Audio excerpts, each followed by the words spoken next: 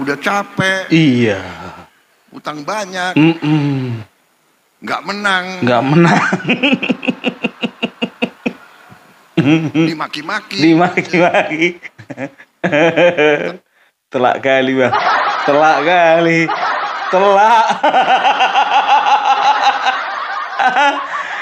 Ibaratkan main sepak bola, tembak 12 pas, nggak tendangan pisang, enggak penalti.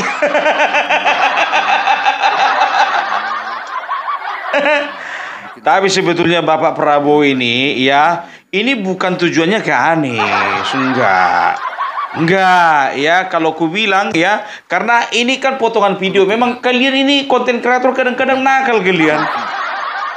Kalian potong-potong video seolah-olah itu perkataan untuk Anies. Bukan. Ya, Bapak Prabowo itu ingin menasihatkan, kalau jadi ketua umum itu memang harus berkorban, ya kan begitu ya. Berkorban uang, korban tenaga, kadang capek, kadang dimaki-maki, banyak utang, kan begitu ya. Itu resiko dari seorang ketua umum partai. Anies Baswedan bukan ketua umum. Itu dia nggak merasakan apa-apa itu. Karena apa? Karena kemarin ya, yang habis duitnya bukan dia, donatur. Capek iya, dimaki-maki iya. Kalau masalah uang yang habis, uang donatur, uang sponsor.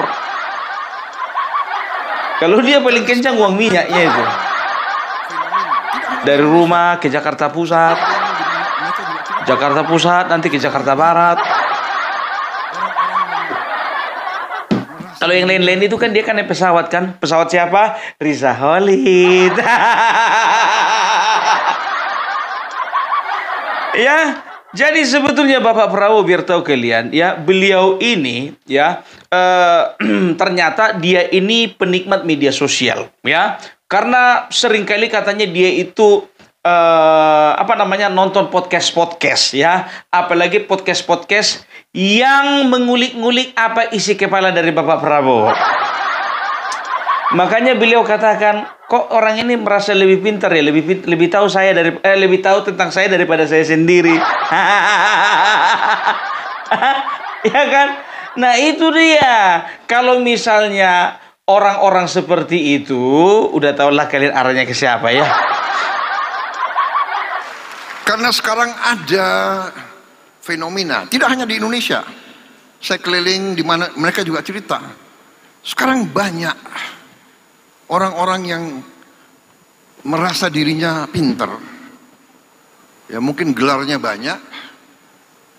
Ya sekolahnya mungkin hebat, mengangkat dirinya menjadi orang terpintar. Semua dikomentari. Iya kan? Semua dikomentari. Jadi saya sering malam-malam saya buka sosmed, saya cek gitu podcast itu, saya mau tahu apa yang sedang dipikirkan oleh Prabowo Subianto gitu. Mereka lebih tahu dari saya gitu. Prabowo sedang begini, sedang begitu.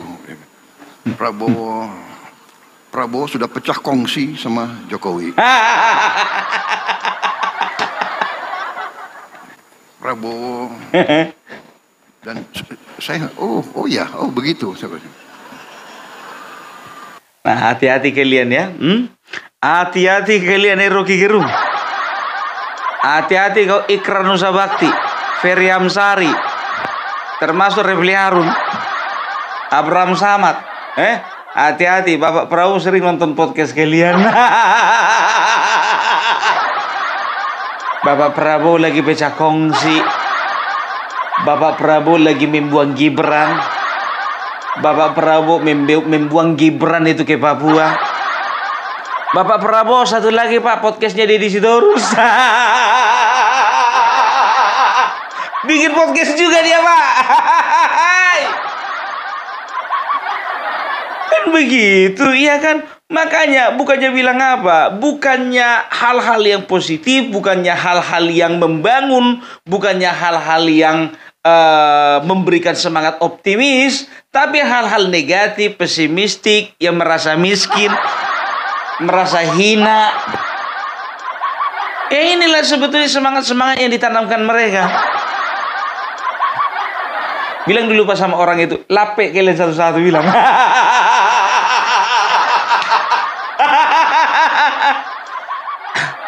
Apalagi yang disebutkan Bapak Prabowo tadi, pecah kongsi dasmu.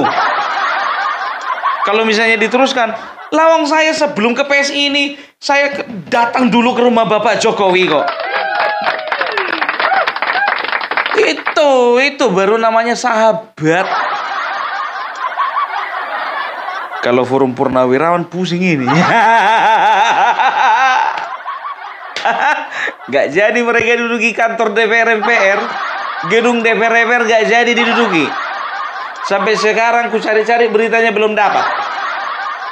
Kemarin Bapak Slamet Subianto mengatakan kalau memang tidak ada, itu DPR sudah mulai tidak sopan, nanti kita duduki itu gedung DPR. Duduki gedung DPR udah 9 hari yang lalu. Kok nggak jadi-jadi ya Pak ya? Duduk di gedung DPR atau di kantin gedung DPR Bapak? Ya, jadi itu dia. Fenomena ini tidak terjadi di luar negeri. Ya, tapi tidak terjadi cuma di dalam negeri, tapi juga di luar negeri. Maaf Bapak, saya ralat. Terjadi juga di luar negeri, tapi lebih banyak di dalam negeri. Merasa lebih pintar, lebih jago, lebih mampu daripada Bapak Gibran. Ya, sekarang begini dulu, kalau memang dia mampu, dia jago, anaknya udah jadi apa? Amin Rais nyodor-nyodorkan anaknya. Ya, Sunarko membangga-banggakan keluarganya, katanya apa? Saya, apa yang mau saya banggakan dari wakil presiden seperti ini? Hah? Anak cucu saya, itu harus menghormati model wakil presiden seperti ini. Aku masih ingat di kepalaku kau bilang lebih bagus kita dipimpin monyet daripada dipimpin wakil presiden model begitu. Dipimpin sama monyet, cari kau negara monyet. Kan begitu, enak aja kau ngomong, iya kan? Nah, tapi itulah dia ya. Kalau nggak ada orang-orang kayak gitu, kayaknya nggak sedap juga sih.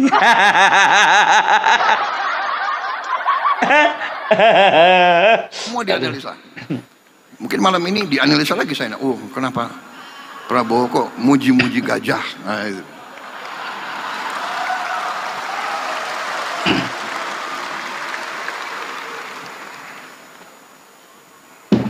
Jadi saudara-saudara,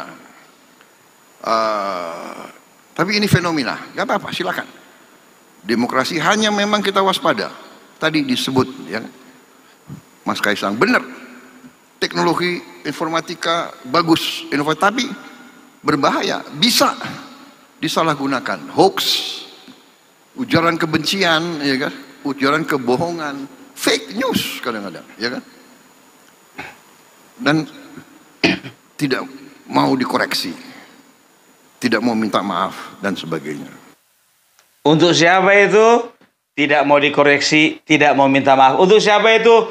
Untuk Rismon Rosuryo Tiba dan kawan-kawan. Fake news, ujaran kebencian. Aku bilang sama kalian, Bapak Prabowo itu bukannya tidak memperhatikan. Cuman beliau itu perlu menjaga dirinya untuk tidak terlalu banyak komentar. Karena apa? Mengomentari sampah-sampah negara, ya, itu sudah ada bagian-bagiannya. Biar aja kami mengomentari Bapak Prabowo, Bapak kerja saja.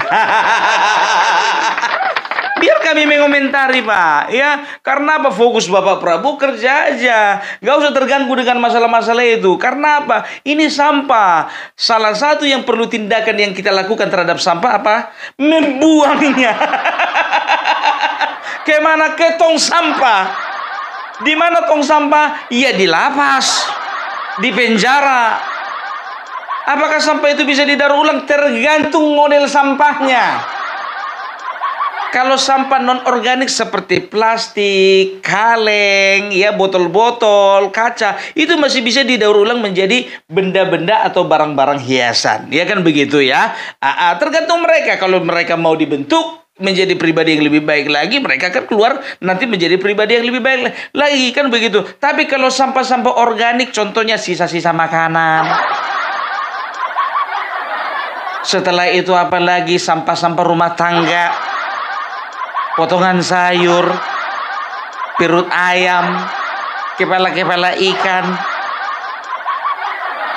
dan kotoran. Untuk seterusnya akan tetap jadi kotoran. Kalaupun bisa digunakan, itu akan menjadi pupuk. Pupuk itu di mana? Ditebarkan ke ke tumbuh-tumbuhan, kan begitu. Nah, setelah itu yang kelihatan apa? Pupuknya atau tumbuh-tumbuhannya? Tumbuh-tumbuhannya subur, pupuknya mati, habis.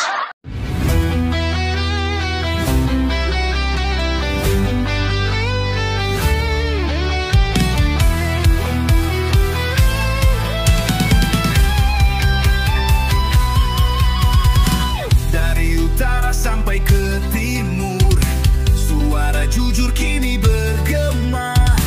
Bukan cuma cari viewer, tapi kebenaran yang utama. Opung Parbelat kasih fakta, Agri Fanani pun semuanya habis. Begitu. Jadi ya kita lihat aja lah nanti ya. Dan juga biar tahu kalian ya, Bapak Prabowo itu juga sudah mengerti ya bahwasanya di Indonesia ini ya itu banyak hadir kelompok-kelompok yang meresahkan. Karena apa? Kelompok-kelompok ini ya kelompok-kelompok ini menebarkan kebencian, rasa pesimistik, rasa intoleransi ya, dan juga menyebarkan sikap-sikap negatif terhadap negara sendiri. Ingat loh, terhadap negara sendiri. Ya, lewat apa? Lewat berita-berita yang menyerang pemerintahan, menyerang kebijakan-kebijakan pemerintahan. Ini kerja mereka. Emang kalian kira Bapak Prabowo nggak tahu? Tahu. Ya, tahu itu. Makanya gue bilang, kalian kira Indonesia gelap kemarin, Bapak Prabowo nggak tahu itu dibayar koruptor? Tahu. Perhatikan ini, perhatikan. Saya geleng-geleng kepala. Ada orang-orang yang berperan sebagai orang pintar, berperan sebagai pemimpin, tapi yang disebarkan adalah pesimisme. Indonesia gelap, kabur aja deh. Lu kabur aja loh. Emang gampang lo di situ, di luar negeri, di mana lo? Lu dikejar-kejar di situ loh. Betul. Dan betul, ternyata Pak. memang ini adalah rekayasa. Yes. Ini dibuat-buat. Ini dibayar. Betul. Oleh siapa? Oleh mereka-mereka yang ingin Indonesia selalu gaduh. Betul itu, Pak. Betul. Indonesia selalu miskin. Betul. Ya. Koruptor-koruptor itu yang biayai demo-demo itu. Pas sekali. Pas sekali. Indonesia gelap. Indonesia gelap. Sorry ye.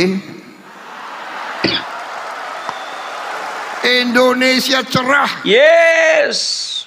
Masa depan Indonesia cerah. Betul. Saya sudah lihat angka-angkanya. Kekayaan kita luar biasa. Tinggal kita bisa mengelola atau tidak. Betul. Tinggal kita berani atau tidak. Ini baru namanya pemimpin. Ini pemimpin yang realistik, yang gak pernah ngobrol sama lukisan. Ada itu calon presiden yang satu lagi, gak tahu karena peningnya dia atau udah stres dia, putus asa, diajaknya ngobrol lukisan. Yang salah bukan lukisannya, tapi kejiwaannya. Coba Bapak Prabowo, iya kan, selalu dia berpikir maju ke depan. Beliau itu berpikir bagaimana mengatasi masalah. Tahu beliau itu ada masalah di bangsa ini. Tahu kalau beliau itu ada angka kemiskinan yang harus yang harus diredam. Ada angka-angka kematian oleh karena gizi buruk. Ada juga permasalahan pangan. Tahu. Jadi beliau itu lebih realistik, tapi juga beliau itu sekaligus beliau itu adalah orang yang memiliki proyeksi yang jauh ke depan, bagaimana caranya untuk membangun bangsa ini bukan cuma sekedar bisa makan, bukan cuma bisa sekedar kerja. Nah ini ngobrol sama lukisan. Pak, Indonesia dalam keadaan tidak baik-baik saja. Otakmu yang nggak baik. Kejiwaanmu yang nggak baik-baik saja. Indonesia tidak baik-baik. Sudah susah payah kita masuk ke dalam era reformasi. Ya babak belur. Dipimpin oleh Habibie, dipimpin oleh Megawati, dipimpin lagi SBY, disempurnakan lagi oleh Bapak Joko Widodo, dan dimajukan lagi dengan Bapak Prabowo. Kau bilang apa? Indonesia sedang tidak baik-baik saja. Karirmu sedang tidak baik-baik saja. Banyak utang. Sebentar dulu, kau ke siapa yang masuknya kau? Gak tahu, kau yang penting aku gak sebut nama.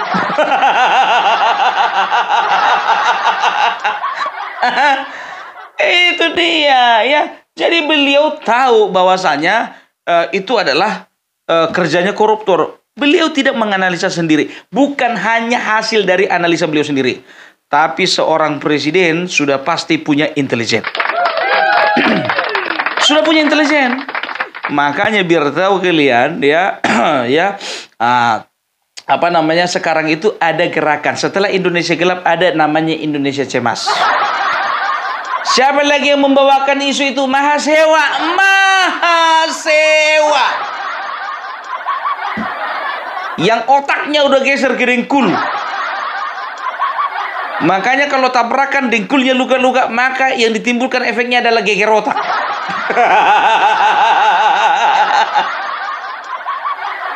Tapi kalian tahu, hal ini dibantah ya oleh salah seorang katanya ketua Amnesty International Indonesia. Kita lihat pernyataannya, nggak terima dia. Assalamualaikum warahmatullahi wabarakatuh. Saya sendiri menantang Mabes TNI dan juga Istana untuk membuktikannya. Apa benar memang Indonesia Gelap itu didalangi atau didanai oleh koruptor? Saya kira itu satu pernyataan yang merendahkan gerakan mahasiswa, merendahkan gerakan sipil di Indonesia yang sudah berkali-kali menyuarakan protesnya. Indonesia Gelap, Indonesia reformasi di korupsi, Indonesia darurat, darurat demokrasi, peringatan darurat, dan lain sebagainya. Seluruhnya adalah murni aktivitas dari para mahasiswa dan sejumlah aktivis yang ada dalam organisasi masyarakat sipil. Murni mah hai mah murni lapet. Tolong dibuktikan. Marcella Santoso sudah mengatakan bahwasanya dia salah satu yang membiayai ya konten-konten mengenai Indonesia Gelap.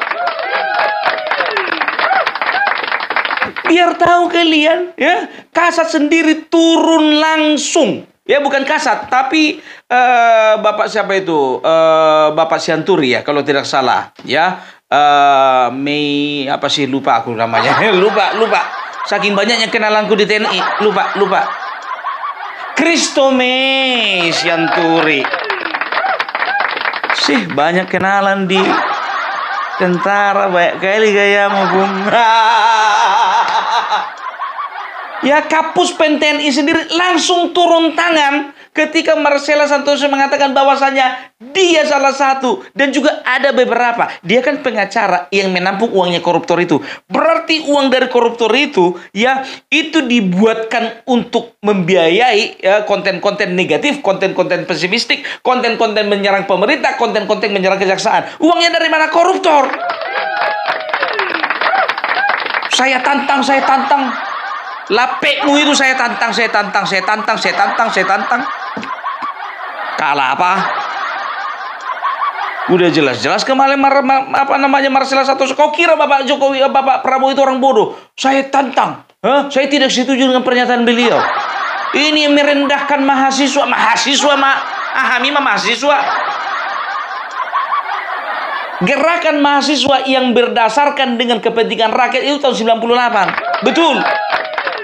Setelah itu ada memang gerakan-gerakan lainnya. Kan begitu. Masalah apa? Masalah kenaikan BBM. Mungkin iya. Setelah itu masalah apa? Masalah impor. Oke. Tapi semuanya dibonceng. Sekarang itu sudah berbeda. Ya. Ada agenda politik dalam setiap demo.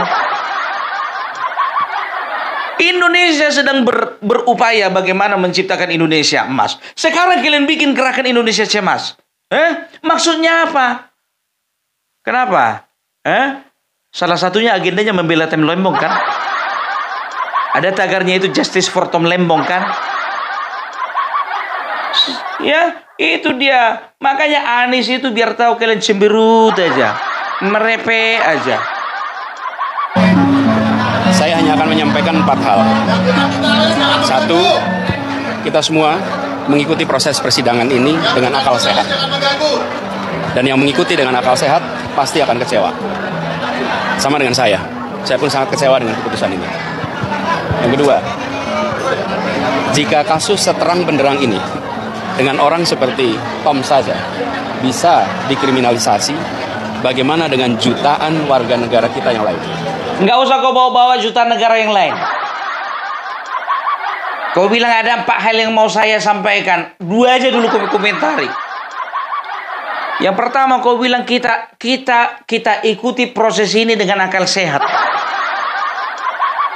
Dan orang yang berakal sehat itu tidak akan bisa menerima keputusan ini. Biasa kayak gitu. Orang gila nggak pernah mau diterima, nggak pernah terima kalau dibilang orang gila. Kan begitu, ya kan begitu. Sekarang kami bilang kami sehat, penjarakan Tom Lembong. Suka kali kau memutar-mutar fakta kau. Sehat, akal sehat. Akalmu aja sehat. Sehatkan dulu akalmu, bukan akal sehat kau. Akalmu perlu disehatkan. Karena itu saya berakal sehatnya tidak menerima keputusan ini. Kalah apa? Tidak menerima utusan ini. Baru yang kedua katanya apa? Ya, kalau Tom Lembong saja dikriminalisasi, bagaimana dengan jutaan masyarakat di Indonesia? Hei kawan, ku bilang samamu ya, Bapak Prabowo dari dulu ya, mulai jadi ketika dia mencalonkan diri jadi presiden, salah satunya adalah membombardir setiap koruptor. Sudah? Jadi sudah bisa dipastikan apa yang terjadi terhadap bangsa ini kalau kau jadi presiden. Udahlah. Akal sehat. Rakyat yang jutaan jumlahnya. Enak kali kau kaitkan Tom Lembong dengan jutaan rakyat. Kalah apa? 3, apapun langkah yang akan diambil oleh Tom Lembong untuk mencari keadilan, kami akan dukung sepenuhnya. Yang keempat, kami meminta kepada para pemegang kekuasaan untuk serius memperhatikan dan membenahi hukum kita. Kalau kepercayaan pada sistem hukum dan peradilan kita runtuh, maka sesungguhnya negeri ini yang runtuh. Karirmu runtuh. Mimpimu runtuh. Apa yang ketiga kau bilang tadi, ya?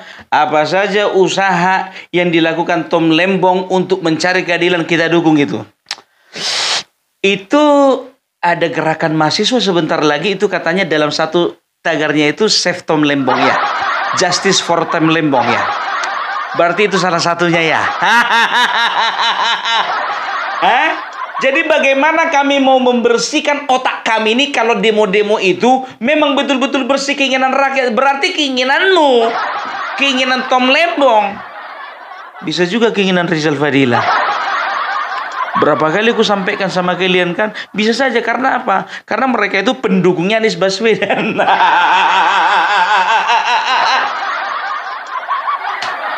Aduh, Bapak Prabowo lagi susah-susahnya mengurung, memburu koruptor. Ini Anies Baswedan dibelanya koruptor. Udah kau diam aja lah kau.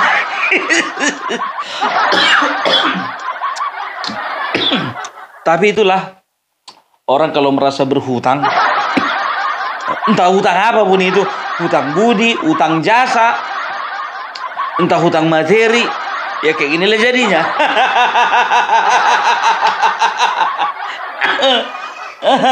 Apalagi kemarin ya kan, ya ada yang habis-habisan. Ya, sebetulnya hati-hati Bapak Tom Lembong, ku bilang sama kau, sebetulnya dia ini nggak bersih nih, sepertinya. Sorry, kuralat, bukan sebetulnya. Sepertinya ini nggak bersih nih. Dia hanya ingin memberikan simpati saja. Karena apa? Iya kan? Karena kau itu pernah berjasa sama dia. Kalau dalam hatinya ininya, sebetulnya udah nggak maunya aku ikut-ikutan. Cuman karena toleransi berkawan aja ya kan. Tengoklah nanti kalau pulang ke rumah masih kayak gitu nggak mukanya. Tengok aja CCTV ketawa-ketawanya itu. Biasanya itu, ya kan. Ya mana tahu nanti Tom Lembong lepas dari penjara. Jangan lupa ya 2029 maju lagi. Anis nggak bisa dilepas ya, sponsor wah, jangan dilepas. Nggak ada nanti ngisi uang kas. Aduh ya, jadi kita melihat bagaimana keseriusan pemerintahan Bapak Prabowo ya, luar biasa. Kita acungi jempol, hormat Bapak Jenderal. Ya, kami berdoa supaya Bapak Prabowo Gibran ya boleh membawa bangsa ini menjadi bangsa yang lebih maju ke depannya. Kan begitu kan? Oke, itu dulu dari Opung Parbilak. Salam NKRI harga mati.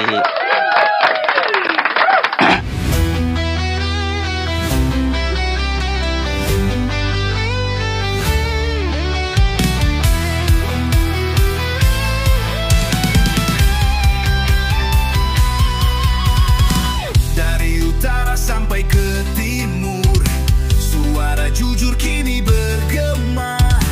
Bukan cuma cari viewer, tapi kebenaran yang utama. Opung Parbelat kasih fakta, Agrifanani pun semua nyata. Vicky Himpong jangan lupa, Blacker Majenang pencipta lagunya. Kami adalah YouTuber Nusantara, bersatu untuk lawan hoax bersamaan. Tak gentar terus berkabar, untuk bangsa demi masa depan Indonesia. Banyuwangi official ayo maju, AR Mahmud Ba Ilmu, Farm Project Sirait Media, kebenaran selalu juaranya. Rainaldo Bastanto bicara tegas, Rainaldi SB tak pernah lepas. Monto B kreatif penuh ide cerdas, Kandra update info paling jelas. Bukan sensasi, bukan tipu daya, kami berdiri untuk berita nyata. Rakyat butuh cahaya, dan kamilah yang pertama.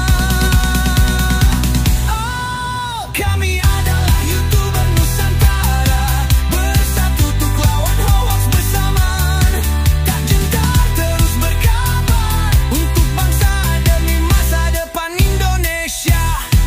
Bersama rakyat kita kuat, saring dulu sebelum sebar. Cinta damai benci hoax, kami YouTuber cinta Indonesia.